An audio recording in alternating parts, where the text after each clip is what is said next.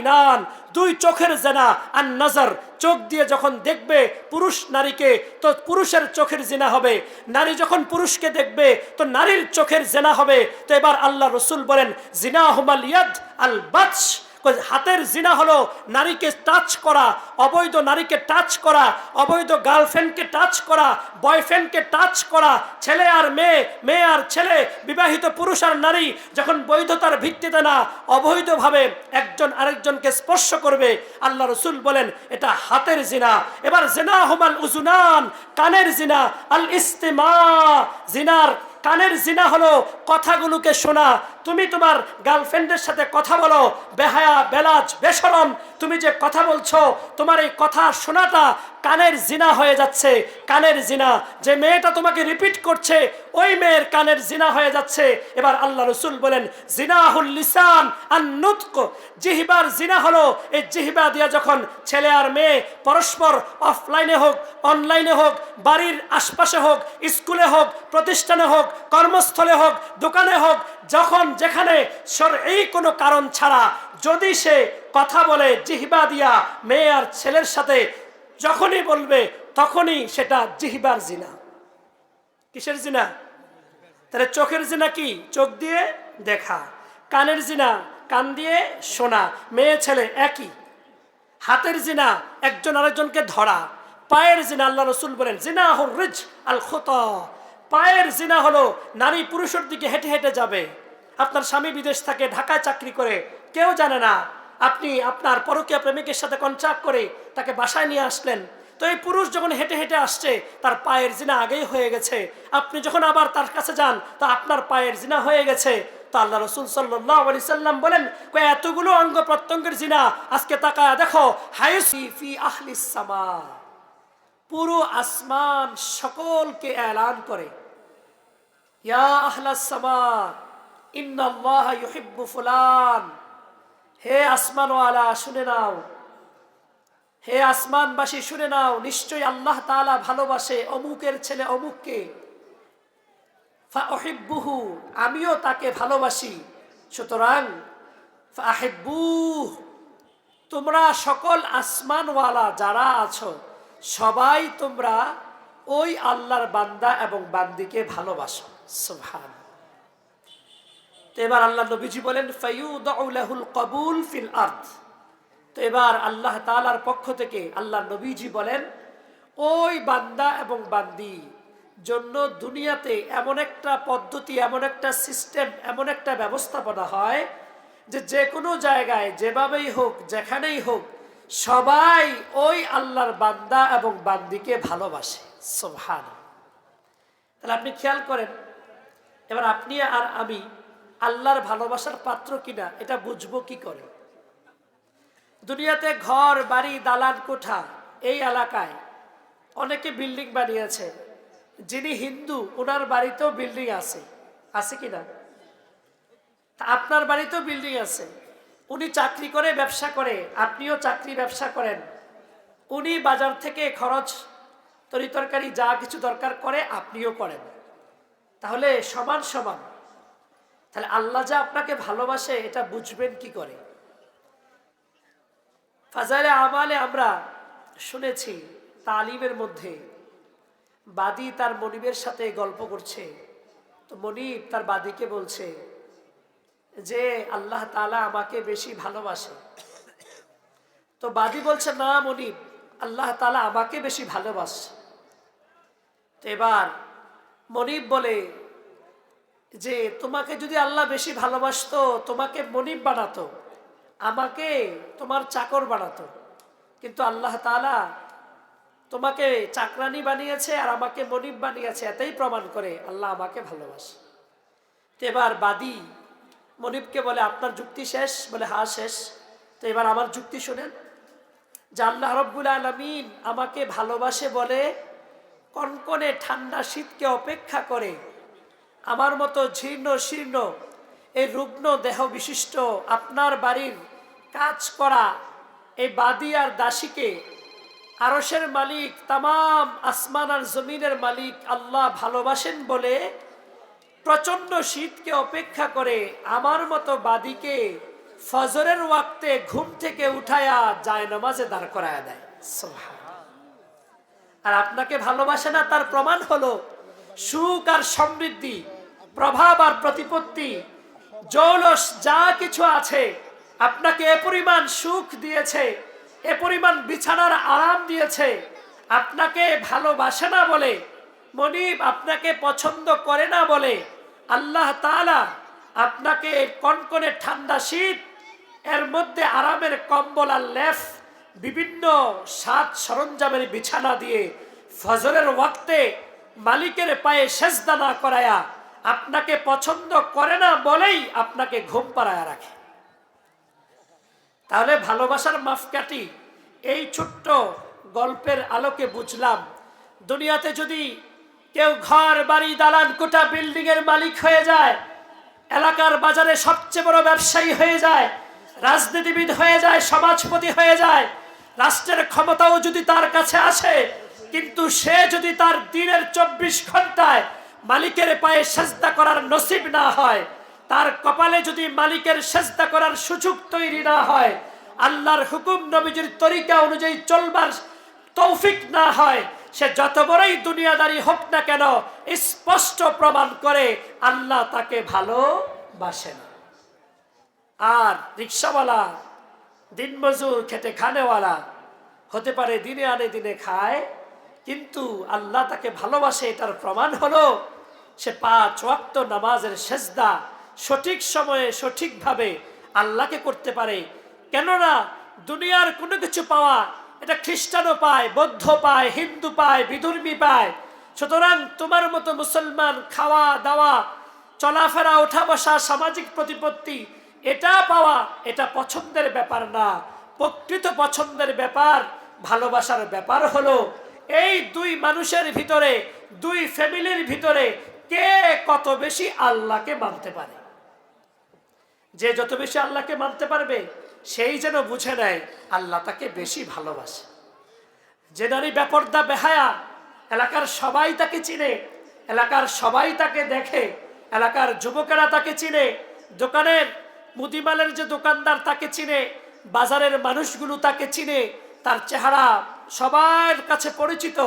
তা আসলে তাকে দুনিয়া আল্লাহ দিয়েছেন, তাকে ভালোবাসেন না বলে তাকে পুরা পৃথিবীর কাছে খোলামেলা করে পেশ করার মতো তার মানসিকতা তৈরি করেছেন। বেপর্দা, বেশরম, বেলাজ তাকে করে দিয়েছেন। আরেকটা বোনকে ভালোবাসেন বলে বালেগ হওয়া পর্যন্ত, বালেগা হওয়ার পর থেকে শুরু করে আজ অবধি অন্য স্বামীর কাছে বৈবাহিক বন্ধনে আবদ্ধ হয়ে অন্যের ঘরের স্ত্রী হওয়ার আগ মুহূর্ত পর্যন্ত, এমনকি স্ত্রী হওয়ার পরেও আল্লাহ তাকে পছন্দ করেন বলে ওই বোনের চেহারাটাকে দুনিয়ার কাউকে দেখতে দেন নাই। তাহলে ফয়সালা হলো এটা আমাদের, আমরা যারা শুনছি, দিনের কাজ যে যত বেশি করতে পারবো সে যেন ধরে নেব, বুঝে নেব যে আমাদেরকে আল্লাহ তাআলা ভালোবাসেন বলে দিনের কাজগুলো করা সহজ করে দিচ্ছেন। আর আমার পাশের আরেকজন প্রতিবেশী, তার 3-4 ছেলে বিদেশ থাকে, তার ঘরের ফার্নিচারের অভাব নাই, তার ঘরের বিভিন্ন আসবাবের অভাব নাই, তার সুখ আর সমৃদ্ধির অভাব নাই, শীতকালে শীতের কাপড়ের অভাব নাই, গরমকালে এসি ফ্যানের অভাব নাই। তা আপনি ধরে নেবেন তার কপালে যদি ফজরের সেজদা না থাকে তো আল্লাহ তাকে ভালোবাসে না।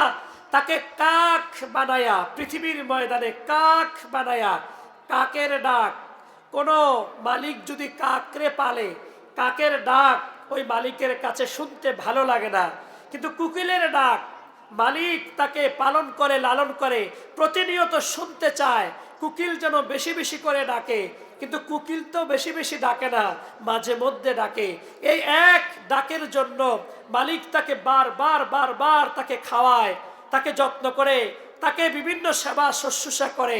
কিন্তু আল্লাহ রাব্বুল আলামিন আপনার আমার মতো যে মানুষগুলো কনকনে ঠান্ডা শীতেরকে অপেক্ষা করে এশা পড়তে যায়, ফজর পড়তে যায়, তো এই মানুষগুলো যেন আল্লাহর কাছে কুকিলের মতো রব যেন অপেক্ষায় বসে থাকে, আমার এই বান্দা এবং বান্দি কখন এশায় আমাকে ডাকবে, কখন ফজরে আমাকে ডাকবে, কখন জোহরে আমাকে ডাকবে, কখন আসরে আমাকে ডাকবে, কখন ফজরে আমাকে ডাকবে, কখন তেলাওয়াতে আমাকে ডাকবে, কখন জিকিরে আমাকে ডাকবে।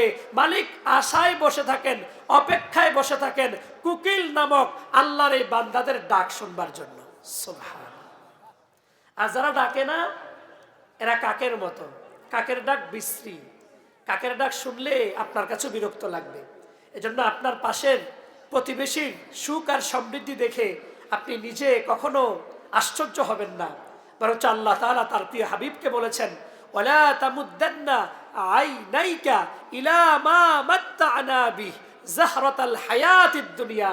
ও নবীজি আমার, কাফের ওলীদ ইবনে মুগীরা, এই পরিমাণ সম্পদ আমি তাকে দিয়েছি, মক্কা থেকে তাকালে শুধু তার জমিন দেখা যায়, ভেড়ার পাল দেখা যায়। সুতরাং আপনাকে বলি নবীজি, আপনাকে বলি, লা তামুদ্দান্না আইনাইকা, আপনার দুই চোখকে লম্বা করে ওই কাফের বেঈমান যাদেরকে আমি দুনিয়ার সৌন্দর্য দিয়েছি তাদেরগুলো দেখা দেখা আপনি নিজে কখনো হীনমন্য হবেন না।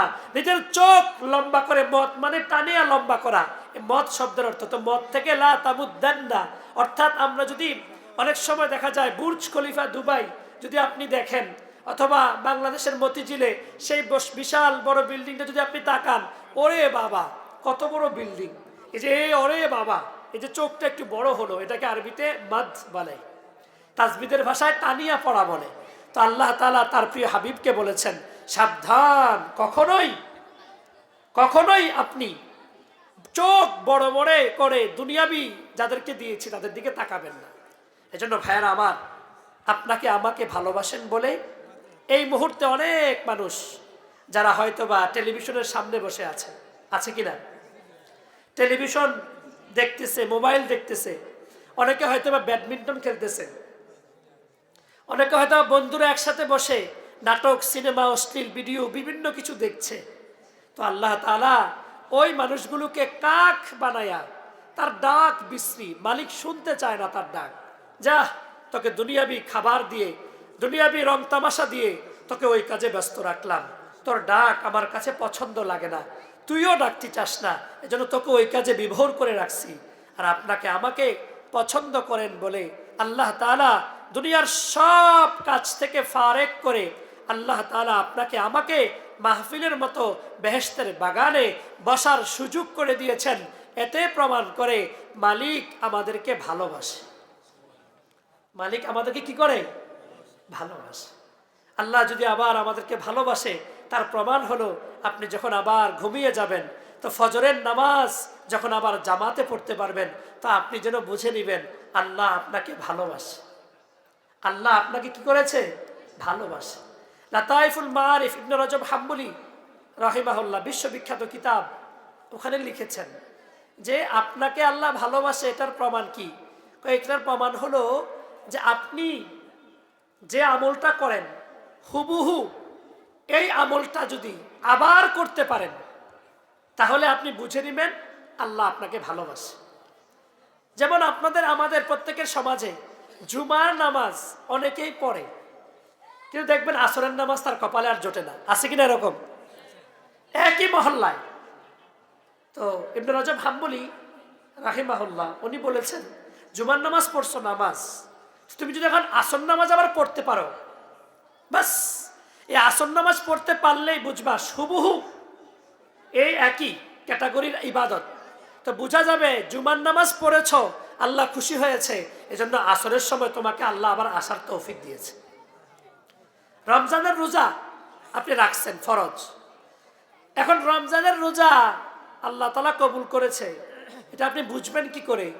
রমজানের পরে আল্লাহ রসুল বলেন, মান সামা রমাদান সুম্মা আতবাহু সিত্তাম মিন শাওয়াল, রমজানের পরে শাওয়াল মাসের 6টি রোজা কেউ যদি রাখে, কানা কাসিয়ামিদ দাহর, আল্লাহ নবীজি বলেন পুরো এক যুগ রোজা রাখার সওয়াব। সুবহানাল্লাহ। তো এখন রমজানের রোজা রেখেছেন, রোজা কবুল হয়েছে এটা বুঝবেন কি করে? যদি আপনি আবার পরবর্তী সময়ে নফল হিসাবে 6টি শাওয়াল মাসের রোজা রাখতে পারেন, তাহলে বুঝবেন ওই আমল এই আমল করার তৌফিক দিয়েছে।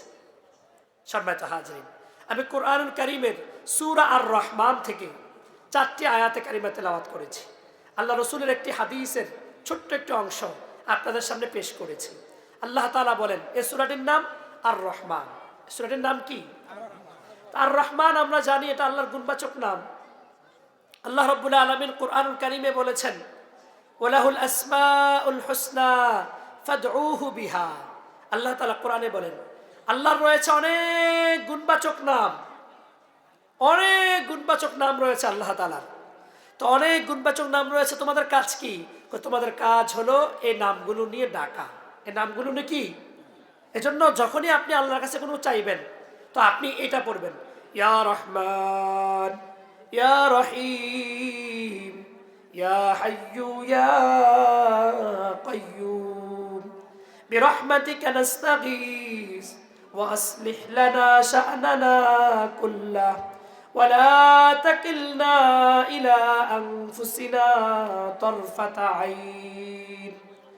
হে রহমান, হে দয়াময়, হে ইয়া রহিম, হে দয়ালু, ইয়া হাই, হে চিরঞ্জীব, ইয়া কাইয়্যুম, হে চিরস্থায়ী, বিরহমাতিকা নাস্তাগীস, আপনার রহমতের দ্বারাই আমি আশ্রয় চাই, সাহায্য চাই। কি চাই? অনেকগুলো চাইবেন। এই হাদিসের মধ্যে আল্লাহ নবী সাল্লাল্লাহু আলাইহি ওয়াসাল্লাম বলেন, আসলিহ লানা শা'নানা কুল্লাহ। ও রব আমার আজকে 24শে ডিসেম্বর সারাটা দিন যে যে কাজগুলো করব সবগুলো কাজ আপনি পরিশোধন করে দেন, সংশোধন করে দেন। যখন ফজরের নামাজ পড়ে আপনি যখন আল্লাহর কাছে বলবেন আসলিহ লি শা'নি কুল্লাহ, ও রব্বুল আলামিন, সকালের সূর্য একটু পরেই উঠে যাবে, ফজরের নামাজ পড়ে আমার দিন শুরু করতেছি। ও রব্বুল আলামিন, এবার আপনার কাছে চাচ্ছি আসলিহ লি শা'নি কুল্লাহ, আল্লাহ আজকের সারাটা দিন আমি যা যা করব সবগুলো কাজ আপনার কুদরতি তত্ত্বাবধানে আপনি ইসলাহ করে দেন। কি করে দেন? আচ্ছা, এই দায়িত্বটা যদি আল্লাহকে দেই আর আল্লাহ যদি এই দায়িত্বটা নেয় তা আপনার কোনো কাজে ভুল হবে? কিন্তু আমরা পারি না, আমরা তো পারি না বলতে আল্লাহকে। এরপরে দেখেন, এরপরে কি? ওয়ালা তাকিলনি ইলা নাফসি তারফাতা আইন। নবীজির শিখানো হাদিস যে এভাবে দোয়া করো, আল্লাহর গুণবাচক নাম দিয়ে দোয়া করো, এগুলো উসিলা হয়, এগুলো আল্লাহর কাছে পাওয়ার একটা মাধ্যম হয়। তো আমি বলতেছি ওয়ালা তাকিলনি ইলা নাফসি তারফাতা আইন, আল্লাহ আমারে আজকে সারাদিনের জন্য আমার জিন্দেগির কোনো একটা মুহূর্ত আপনার নজর থেকে আমাকে ফেলে দিয়েন না, আপনার নজর থেকে আমাকে কি করে দিয়েন না? ফেলে দিয়েন না। যদি এই জিম্মাদারি আল্লাহর কাছে দেন আর আল্লাহ যদি জিম্মাদারি নিয়ে নেয় তো দেখবেন আজকে আপনার চোখের গুনাহ হবে না, আজকে আপনার হাতের গুনাহ হবে না, আজকে আপনার পায়ের গুনাহ হবে না, আজকে আপনার এই জিহ্বার গুনাহ হবে না, আজকে আপনার লজ্জাস্থানের গুনাহ হবে না, আজকে আপনার খায়েশাতের গুনাহ হবে না, আজকে আপনার নফসানিয়তের গুনাহ হবে না। কিন্তু আমরা তো চাইতে পারি না। প্রতিনিয়ত আমাদের প্রতিদিন কি পরিমাণ গুনাহ শুধু এই বডির মধ্যে হয়। আমাদের প্রত্যেকের জন্য আল্লাহ তাআলার পক্ষ থেকে এমন সিস্টেমেটিক ব্যবস্থাপনা রাখছে যে তৃতীয় কোনো পক্ষ আমাদের ব্যাপারে আল্লাহর কাছে সাক্ষী দেওয়া লাগবে না, বরঞ্চ আমাদের এখান থেকেই সাক্ষীর ব্যবস্থা আল্লাহ করে রাখছেন। 1 নাম্বার, আমার চোখ আমার সাক্ষী দিবে। 2 নাম্বার, আমার কান আমার সাক্ষী দিবে। 3 নাম্বার, আমার হাত আমার সাক্ষী দিবে। 4 নাম্বার, আমার পাও আমার সাক্ষী দিবে। 5 নাম্বার, আমার চামড়া আমার সাক্ষী দিবে। 6 নাম্বার, যে জমিনের উপরে হাঁটি, এত বছর পর্যন্ত আমরা যে যে বছরে আছেন, বয়সে আছেন, নারী পুরুষ সবার সাক্ষী এ জমিন দিবে। এরপরে 6 নাম্বার, আপনার আমার প্রত্যেকের এই যে কিরামান কাতিবিন 2 জন ফেরেশতা আছে, এরা সাক্ষী দিবে। 7 নাম্বার, আপনার আমার পুরা জিন্দেগীর আমলনামা আল্লাহর কাছে সমবেতভাবে এভাবে কিতাব আকারে আল্লাহর কাছে পুরা পাণ্ডুলিপি পেশ হবে। তাহলে এবার আপনি বলেন তো, আজকে এশার নামাজ যারা পড়ছেন, এই দুই হাত এশার নামাজ পড়ার সাক্ষী দিবি কিনা? বলেন না, দিবি কিনা? দুই পা দিয়ে হাইটা হাইটা মসজিদে গেছেন, এই দুই পা সাক্ষী দিবি কিনা? চোখ দিয়ে রাস্তা দেখে দেখে গেছেন, এই চোখ সাক্ষী দিবি কিনা? এরপরে কান দিয়ে ইমাম সাহেবের কেরাতগুলো শুনছেন, তাকবীরগুলো শুনছেন, এই কান সাক্ষী দিবে কিনা? যে জমিন দিয়ে হেঁটে গেছেন হাসরের ময়দানে, এই জমিন সাক্ষী দিবে কিনা? তা আপনি যখন ওখানে গিয়ে সুবহান রাব্বিয়াল আযীম পড়েছেন, কিরামান কাতিবিন, এদের ডিউটি কি? কিরামান কাতিবিন ইয়ালামুনা মা তাফআলুন। এই যে আমি হাত নাড়ছি এটাও লেখছে, এই যে আমি এখানে ধরলাম এটাও লেখছে। তো আপনারা যে মাহফিলে এসেছেন, এই কিরামান কাতিবিন দুইজন সম্মানিত লেখক, এগুলো লেখছে কিনা? এখন যারা টেলিভিশনের সামনে বসে আছে এদেরটা লিখতেছে কিনা? যারা ব্যাডমিন্টন খেলতেছে লিখতেছে কিনা? যারা ক্যারাম খেলতেছে, জুয়া খেলতেছে, তাস খেলতেছে, মোবাইলে অশ্লীলতা দেখতেছে, সব লিখতেছে কিনা? তাহলে প্রতিনিয়ত এই ফেরেশতা লিখতেছে, চোখ দেখতেছে, কান শুনতেছে, হাত ধরতেছে, পা হাঁটতেছে। আর আপনার আমার প্রত্যেকের এই জমিন প্রতিনিয়ত আছে, চামড়া আমাদের সাথে প্রতিনিয়ত ডিউটি পালন করছে। এই সমস্তগুলো যখন আল্লাহর দরবারে পেশ করবে, তা আপনি আমি যাওয়ার কোনো রাস্তা আছে? বলেন, যাওয়ার কোনো রাস্তা আছে? কোনো রাস্তা নাই। আপনার আমার জিন্দিগির পুরাটা যদি আল্লাহ জামিন হয়ে যায়, তা আপনার আমার জিন্দিগির ভিতরে যদি গুনাহ না থাকে, তাহলে আপনার আমার জন্য কি পরিমাণ সওয়াবের ব্যবস্থাপনা থাকবে। এবার আপনি দলিল শুনেন। আল্লাহ তাআলা বলেন, এই যে চোখ সাক্ষী দিবে, শাহিদা আলাইহিম সামউহুম ওয়া আবসারুহুম ওয়া জুলুদুহুম। হামিমা সাজদা, এই সূরার মধ্যে তিনটা কথা আল্লাহ নিয়ে আসছেন। এক নাম্বার, তোমার চোখ সাক্ষী দিবে কতগুলো মেয়েকে তুমি দেখছো। দুই নাম্বার, তুমি যে পরকীয়া প্রেম, বয়ফ্রেন্ড গার্লফ্রেন্ডের নামে অবৈধ প্রেম, যা যা মোবাইলে আলাপনের মাধ্যমে করছো, তো এই কান সাক্ষী দিবে। তিন নাম্বার, জিনা ব্যভিচার, এগুলা করবার জন্য আমাদের প্রত্যেকের অনুভূতি শক্তি হলো চামড়ার মধ্যে। এজন্য আল্লাহ তাআলা আপনার আমার প্রত্যেককে শাস্তি দিবে চামড়ায়। শাস্তি দিবে কোথায়? দেখবেন আগুনে যদি পড়ে তো চামড়াটা পুইরা বইটা যায়, গোশতের মধ্যে কোনো ব্যথা নাই, অনুভূতি শক্তি নাই, গোশত থেকে কোনো অনুভূতি বের হয় না। সমস্ত ভালো মন্দর অনুভূতি চামড়ায়। কোথায়? বলেন কোথায়? এজন্য কেউ যদি হাত কাটে, চামড়া জোড়া লাগাই দিলে আবার অটো হয়ে যায়। চামড়া যতক্ষণ অ্যাডজাস্ট না করে হাত লাগে না। এজন্য আগুনে যখন পুড়া যায়, চামড়াকে টাইনা জোড়া লাগানোর কোনো কি থাকে না, সিস্টেম থাকে না। এজন্য আগুনে পুড়া কি পরিমাণ ভয়ানক ভয়াবহ হবে। আর ওই শাস্তিটা শুধু আল্লাহর হাতে রাখছেন, এটা মানুষকে আল্লাহ দিবেন। কোথায় দিবেন? সূরা নিসার মধ্যে সম্ভবত আল্লাহ বলেন, কুল্লামা নাদিজাত জুলুদুহুম ফাবাদদালনাহা গায়রাহা। রব্বুল আলামিন বলেন, যখনই 70 পলা, এখন এক পলা বিশিষ্ট চামড়া, 70 গজ পুরো চামড়াটাকে যখন আপনাকে আমাকে জাহান্নামের আগুনে ফেলা হবে, আল্লাহ তাআলা বলেন, কুল্লামা নাদিজাত জুলুদুহুম, এই চামড়া যখনই আগুনের দ্বারা জ্বলসে যাবে, ফাবাদদালনাহা গায়রাহা। অটোবি ফার্নিচারের কোনো কারখানায় যদি আপনি যেয়ে থাকেন, কোম্পানিগঞ্জ বাজারের পাশে আছে, আপনি যদি যেয়ে থাকেন, ওখান থেকে কম্পিউটারে শুধুমাত্র টাইপ করে দিবে, একটার পর একটা বের হবে, একটার পর একটা বের হবে ডিজাইন করে করে। ঠিক তদ্রূপভাবে আল্লাহ তাআলা জাহান্নামে যখন আপনাকে আমাকে ফেলে দিবেন, আপনার আমার দেহটাকে অটো করে ফেলবেন, অটো। যখনই চামড়া জ্বলসে যাবে, আবার চামড়া রিপেয়ার হয়ে যাবে, আবার জ্বলসে যাবে, আবার রিপেয়ার হয়ে যাবে, আবার জ্বলসে যাবে, আবার রিপেয়ার হয়ে যাবে। সুম্মা লা ইয়ামুতু ফিহা ওয়া লা ইয়াহইয়া। ওই জাহান্নামের আগুন এমন একটা জায়গা, যেখানে আপনি মরতে চাইবেন মরবেনও না, যেখানে আপনি বাঁচতে চাইবেন বাঁচতেও পারবেন না। তো ওই জাহান্নামের মধ্যে এক নাম্বার, আপনার চোখ যখন সাক্ষী দিবে জাহান্নামে হয়ে যাওয়ার জন্য যথেষ্ট হয়ে যাবে, কান যখন সাক্ষী দিবে জাহান্নামে যাওয়ার জন্য যথেষ্ট হয়ে যাবে। এবার চামড়ার কথা কেন এনেছে? চামড়া দিয়ে এক জিনার ব্যভিচারের সবচাইতে বড় অনুভূতি হলো চামড়ার মধ্যে। নারীর জন্য চামড়া, পুরুষের জন্য চামড়া। তো এবার চামড়া যখন বলবে, আমি অমুক মেয়ের সাথে জিনা করেছি, ছেলেটা বলবে আমি অমুক মেয়ের সাথে জিনা করেছি, মেয়েটা বলবে অমুকের ছেলের সাথে আমি জিনা করেছি, অমুকের সাথে আমি জিনা করেছি। সব সব যখন বলতে থাকবে, এবার আমি আর আপনি বলবো অকালু লিজুলুদিহিম লিমা শাহিদতুম আলাইনা, ও চামড়া এতটা যত্ন তোমাকে করলাম দুনিয়ার ময়দানে, আজ কেন তুমি আমার বিরুদ্ধে সাক্ষ্য দিলা? খেয়াল করেন, রাত 12টা বেজে যায়, আপনি যখন অন্য নারীর ঘরে চলে যান, কেউ দেখে না, ওই মেয়েটার স্বামীও দেখে না, ওই মেয়েটার ছেলেও দেখে না, ওই মেয়েটার শ্বশুর শাশুড়িও দেখে না, আবার আপনার স্ত্রীও দেখে না, আপনার ছেলেও দেখে না, আপনার মেয়েও দেখে না। কিন্তু যখন আপনি গিয়ে একাকী মেয়েটার সাথে আপনি মিলিত হন, আপনি মনে করেন আপনার স্ত্রী দেখে না, আপনার ছেলেটাও দেখে না, আপনার বাবা মা কেউ দেখে না, ওই মেয়েটাও মনে করে তার স্বামীও দেখে না, তার ছেলে মেয়ে কেউ দেখে না। কিন্তু এই চামড়াটা এমন একটা সাক্ষী, হাসরের ময়দানে যখন বলবে রাত 12টার সময়, রাত 1টার সময় অমুকের সাথে অমুকে আমি জিনা আর ব্যভিচারে লিপ্ত হয়ে গেলাম, জিনা আর ব্যভিচারে লিপ্ত হয়ে যাওয়ার সাক্ষ্যটা যখন দেওয়া শুরু করবে, তখন আপনি আর আমি চামড়াকে উদ্দেশ্য করে বলবো, আল্লাহ কোরআনে আয়াতে কারিমা দিয়েছেন, তখন আমি আর আপনি বলবো ওয়াকালু লিজুলুদিহিম লিমা শাহিদতুম আলাইনা, ও চামড়া আজ কেন আমাদের বিরুদ্ধে তুমি সাক্ষ্য দিচ্ছ?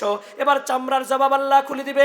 এই চামড়ার জবান যখন খুলে যাবে, এই চামড়া বলবে ক্বালু আনতাকানাল্লাহ আল্লাযী আনতাকা কুল্লা শাই, এ নাফরমান, তুই যে তোর ঘর থেকে বের হইয়া তোর বৈধ স্ত্রীকে ফাঁকি দিয়া আরেকজনের স্ত্রীর সামনে গেলি, আরেকটা বেবার মেয়ের কাছে গেলি, ও যুবক ছেলে, বিবাহের আগে তুমি যেরকম তোমার গার্লফ্রেন্ডের কাছে বিভিন্ন লং ড্রাইভে অথবা কোনো রেস্টুরেন্টে তুমি যখন জিনা আর ব্যভিচারে লিপ্ত হয়ে গেছো, দুনিয়ার কেউ জানে না, দুনিয়ার কেউ বুঝে না, কিন্তু আমি চামড়া তোমার সাথে ছিলাম।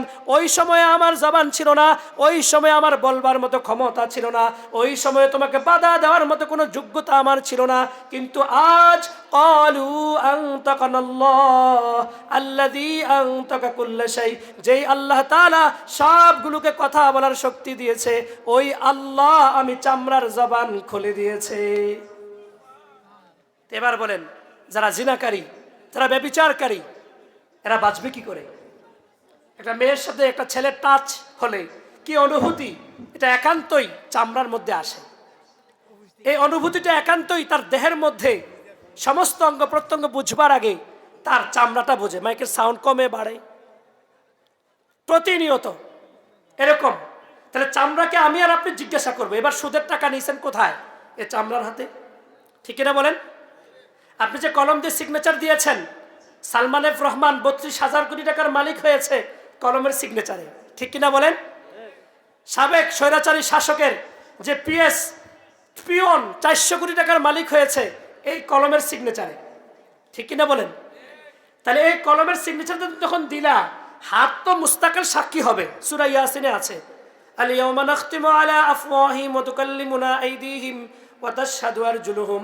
রব্বুল আলামিন বলেন, দুনিয়াতে মিথ্যা বলতে বলতে মালিকের সামনেও মিথ্যা বলা শুরু করে দিবে, মালিকের সামনেও মিথ্যা বলা শুরু করে দিবে। রব্বুল আলামিন বলবেন, আল ইয়াওমা নাখতিমু আলা আফওয়াহিহিম, হে ফেরেশতারা, এবার তার মুখের মধ্যে মোহর মেরে দে, তালা মেরে দে, তালা মেরে দে, তালা, বাস মোহর মেরে দিবে। তো কি হবে? ও তুকাল্লিমুনা আইদিহিম। এবার আপনি খেয়াল করেন যুবক ভাই, কত মেয়েকে স্পর্শ করেছে তুমি এই হাত দিয়ে? বিবাহিত নারী, বিবাহিত পুরুষ, কি পরিমাণ আপনি আপনার নিজেকে অন্যের কাছে বিলীন করেছেন। আজকের সমাজের সবচাইতে বড় বেলজিয়ামের একজন গবেষক, অ্যান্থার ওনার নাম, দ্য স্টেট অ্যাফেয়ার্স এই বইটির নাম। ওই বইয়ের মধ্যে উনি লিখেছেন, বর্তমান সমাজে নারী পুরুষের জিনা আর ব্যভিচার, বিশেষ করে পরকীয়া প্রেম, অর্থাৎ বৈধ স্ত্রী থাকা সত্ত্বেও অন্য স্ত্রীর সাথে অবৈধ মেলামেশা, বৈধ স্বামী থাকার পরেও অন্য স্বামীর সাথে অবৈধ মেলামেশা, এটাকে পরকীয়া বলে। এটা স্ত্রীবাচক শব্দ।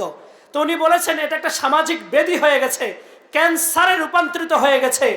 আজ পুরো সমাজ ব্যবস্থার মধ্যে অনাগত ভবিষ্যৎ, যাদের কাছ থেকে আমরা ইসলামের সোনালী যুগ আশা করছি, যাদের কাছ থেকে আমরা ইসলামের ইমাম মাহদির পক্ষে লড়াকু সৈনিক আশা করছি, যাদেরকে আমরা ইমাম মাহদির পক্ষে লড়াকু সৈনিক আশা করছি, দাজ্জালের বিরুদ্ধে, সমস্ত অন্যায় অবিচারের বিরুদ্ধে, জুলুম আর নির্যাতনের বিরুদ্ধে সত্য আর ন্যায়ের পক্ষ হয়ে যে সমস্ত অনাগত সন্তানগুলো, যে সমস্ত অনাগত বোনগুলো নতুন করে ইসলামী সমাজের মূল্যবোধ শিখাবে, সমাজ নতুন করে বিনির্মাণ করবে, কিন্তু তাদের প্রডিউসার যারা, তাদের প্রোডাক্টিভিটি যারা, যেখান থেকে এই নতুন প্রজন্ম উৎপন্ন হবে, আজ সেই মা আর সেই বাবা নিজের চরিত্রহীন হয়ে ওই বংশ প্রজনন ক্ষমতাকে দোষী আর চরিত্রহীন করে ফেলতেছে।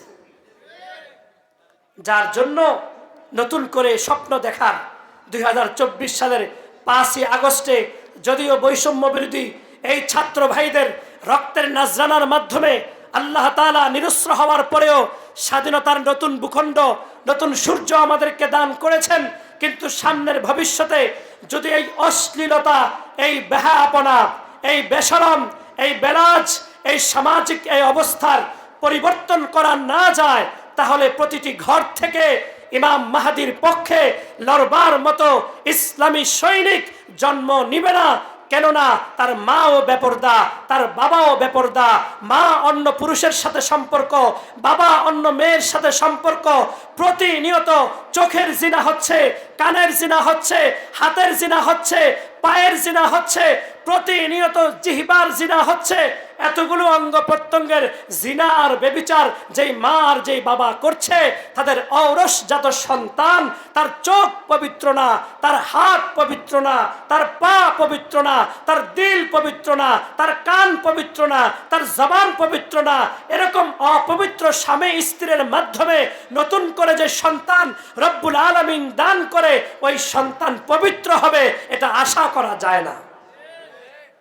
এজন্য আমি আর আপনি প্রত্যেকেই যদি পৃথিবীর সমস্ত নারীগুলো নিজেদেরকে একটু আড়াল করে নিত, নিজেদেরকে পর্দার মধ্যে ঢুকায় যেত, বাজারে যাবে অসুবিধা নাই, কালো ঢিলেরালা 6 পাট্টা বিশিষ্ট এরকম হেজাব, যে হেজাবের উপর দিয়ে তার ভিতরে কি আছে এগুলো দেখা না যেত, তাহলে আমাদের মূল এই যে নতুন প্রজন্ম তৈরির যে কারখানা, আমাদের মাদের চরিত্র যখন হেফাজত হয়ে যেত, তাদের চোখ যখন হেফাজত হয়ে যেত, তাদের কান যখন হেফাজত হয়ে যেত, তাদের হাত আর পা যখন হেফাজত হয়ে যেত, তো ওই বোনের পেট থেকে যে সন্তান আসতো, সেই সন্তানও আল্লাহওয়ালা বুজুর্গ আসতো। আল্লাহ নবীজি কত সুন্দর করে এর চেয়ে খোলাসার কিভাবে বলতো। আল্লাহ রসুল সাল্লাল্লাহু আলাইহি সাল্লাম বলেন, কুল্লু আইনিন জানিয়া, প্রত্যেকটা চোখ জেনাকারী। বলেন কি বলেছে? প্রত্যেকটা চোখ কিকারী। বলেন কিকারী। আপনি ব্যবসা করেন বাজারে, এখন একটা বোন স্রেফ 3 পিস পরে গেছে আপনার পণ্য কেনাবেচা করতে, এখন আপনি যখন তার সাথে দামাদামি করবেন, দরাদরি করবেন, তো একবার দুইবার কোনো না কোনো ভাবে তার চেহারার ওপর নজর পড়েই। বলেন না পড়ে কিনা? কিন্তু আজকে বোন যদি পুরা কমপ্লিট কালো রঙের ঢিলে ঢালা বুরখার হিজাব পরে বাজারে যেত, কর্মস্থলে যেত, তার প্রতিষ্ঠানে যেত, সে সমাজ নেতৃত্ব দেওয়ার জন্য যেত, হাট বাজারে যেত, এলাকায় ঘোরাফেরা করত, যার চেহারা কেমন কেউ জানতো না, কেউ বুঝতো না, তাহলে তাকে দেখে আল্লাহ রসুলের এই হাদিস অনুযায়ী যে প্রত্যেকটা চোখ জেনা। আজকে হাই স্কুলের চিত্র, 6-এর ছেলেরা বসে আছে এপাশে, মেয়েরা ক্লাস করছে এপাশে, ছেলেরা যখন এপাশে তাকায়, সাথে সাথে প্রত্যেকটা ছেলের চোখের জেনা হয়ে যাচ্ছে। মেয়েরা যখন এপাশে তাকায়, প্রত্যেকটা মেয়ের চোখের জেনা হয়ে যাচ্ছে। কলেজের অবস্থাগুলো কি থা, প্রত্যেকটা কলেজের সহশিক্ষা, এক পাশে ছেলে আর এক পাশে মেয়ে। ইউনিভার্সিটি তো আরো ফ্রি মিক্সিং, একটা ছেলে চেয়ার প্রত্যেকের জন্য আলাদা, তার পিছনে মেয়ে বসছে, আবার ওপাশে ছেলে বসছে, আবার তার পিছনে মেয়ে বসছে। স্কুল কলেজে তো আলাদা আলাদা বসার সুযোগ আছে, কিন্তু ইউনিভার্সিটি এটা নাই, ফ্রি মিক্সিং, ছেলে মেয়ে একাকার। কেউ কারো থাপ্পড় দিচ্ছে, কেউ কারো অন্য ধরে টান মারছে, কেউ কাউকে ইশারা করছে। তো আল্লাহ রসুল কেন বললেন এটা? কুল্লু আইনিন জানিয়া, প্রত্যেকটা চোখ জেনাকারী। এবার আরো খোলাসা করলেন, জেনাহুমাল আইনান, জেনাহুমাল আইনান, 2 চোখের জেনা। আর নজর, চোখ দিয়ে যখন দেখবে পুরুষ নারীকে, তো পুরুষের চোখের জিনা হবে। নারী যখন পুরুষকে দেখবে, তো নারীর চোখের জেনা হবে।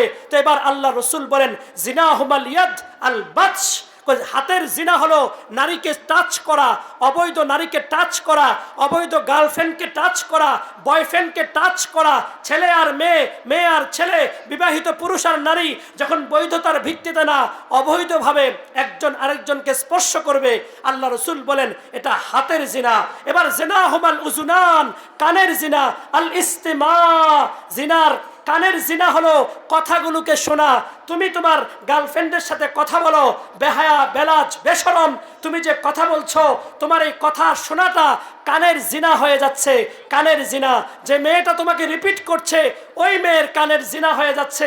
এবার আল্লাহ রসুল বলেন জিনাহুল লিসান আন নুতক, জিহবার জিনা হলো এই জিহবা দিয়া যখন ছেলে আর মেয়ে পরস্পর অফলাইনে হোক অনলাইনে হোক, বাড়ির আশপাশে হোক, স্কুলে হোক, প্রতিষ্ঠানে হোক, কর্মস্থলে হোক, দোকানে হোক, যখন যেখানে এই কোনো কারণ ছাড়া যদি সে কথা বলে জিহবা দিয়া মেয়ে আর ছেলের সাথে, যখনই বলবে তখনই সেটা জিহবার জিনা। কিসের জিনা? তাহলে চোখের জিনা কি? চোখ দিয়ে দেখা। কানের জিনা কান দিয়ে শোনা, মেয়ে ছেলে একই। হাতের জিনা একজন আরেকজনকে ধরা। পায়ের জিনা আল্লাহ রসুল বলেন জিনাহুর রিজ আল খুতা, পায়ের জিনা হলো নারী পুরুষের দিকে হেঁটে হেঁটে যাবে। আপনার স্বামী বিদেশ থাকে, ঢাকায় চাকরি করে, কেউ জানে না, আপনি আপনার পরকীয়া প্রেমিকের সাথে কন্ট্রাক্ট করে তাকে বাসায় নিয়ে আসলেন। তো এই পুরুষ যখন হেঁটে হেঁটে আসছে তার পায়ের জিনা আগেই হয়ে গেছে। আপনি যখন আবার তার কাছে যান তো আপনার পায়ের জিনা হয়ে গেছে। তো আল্লাহ রসুল সাল্লাল্লাহু আলাইহি সাল্লাম বলেন এতগুলো অঙ্গ প্রত্যঙ্গের জিনা, আজকে তাকায় দেখো হাইস